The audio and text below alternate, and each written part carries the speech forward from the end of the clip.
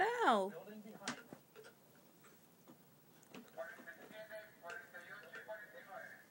In the Michael area of Santiago today, firefighters got personal belongings from the windows of a 36-year-old which is partially They both fell. dangerously.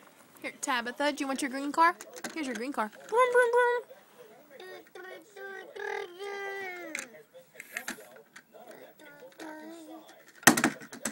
Crash? That was a big crash.